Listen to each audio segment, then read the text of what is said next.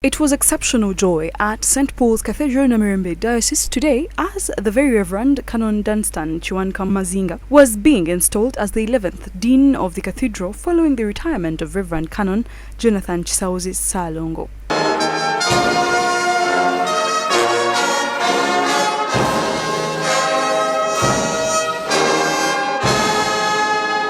At the installation service, the sermon was given by Reverend Canon Augustine Magala Musiwufu, a retired clergy who also once served as the Dean St. Paul's Cathedral, Namirembe. He called upon Canon Dunstan, the new Dean, to put God first before anything. Before you drive a good car or before you stay in a good house, before you put on a coat, Matthew, we talked about smartness. Be smart all the time. All the time. All the deans here are being smart. Naye nga tonnakola ebyo sooka oyingize Yesu alukalifayininge byokola lw'onoosobola abantu baawano abalutiko ate era twayogedde ne ku ngambo wano engambo 10 buli lunaku. He also used the same platform to urge religious leaders to consistently speak out against issues that negatively affect the people of Uganda. Tuweeremu eddiini ne gavumenti ebeeremu eddiini tulyoke tukulembera abantu nga kye tubagamba bakisobola. Tugenda kintiisa kubanga tugenda mu kulonda 2026.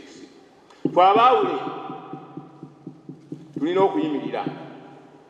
Bw'oba osaba emmotoka naye bw'oba ogisaba togattako bya kusirika.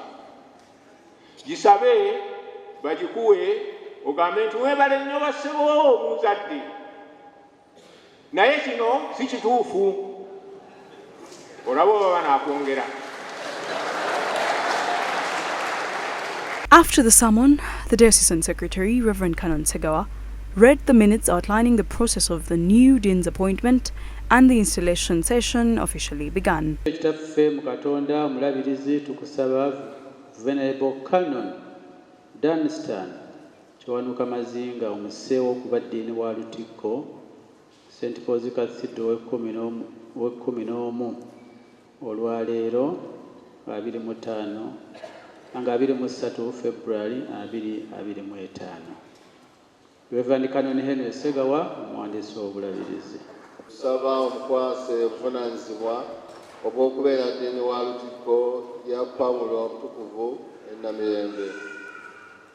Mwetegerereza ddala nga Reverend Canon Dunstan Kiwanuka Mazinga amanyidde ddala Yesu Kristo ng'omulokozi we. Dunstan Kiwanuka Mazinga okkiriza awatali kubuusabuusa okukwasibwa omulimu guno omunene bwe guti n'ebirala Katonda by'anaakutumanga okukola. Naakolanga bwe ntyo Katonda nga ye mubeezi wange. After taking the vows, Canon Dunstan was escorted to the vestry to change attire. Upon his return, he was presented with his symbols of authority, and Bishop Banja blessed the new Dean, the Very Reverend Canon Dunstan Kiwanuka Mazinga.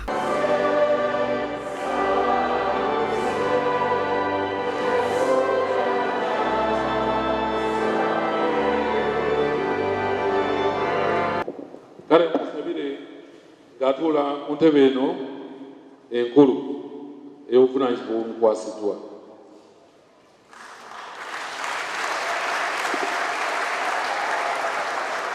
In his charge as the newly installed Dean, Canon Dunstan vowed to uplift community development through empowering Christians. Tujja kwongera okutumbula embeera y'abakozi n'abaawule baffe mu byobulamu, insurance cover, enfuna, ensula n'ensoma yaabwe awamu n'okubuddaabudibwa.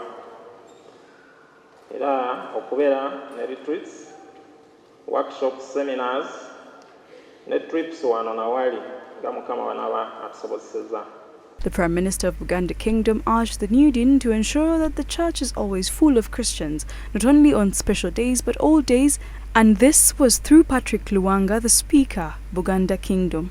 Omulimu gw'olina si mutene okulaba ng'ekkanisa Lutikko eno nga bw'efaanana ejjula abakristaayo so si ku nnaku nkulu nga luno lwe tujaguza wabula buli sabbiiti ate n'ennaku endala ze mwateekawo nga za kusinza omutonzi.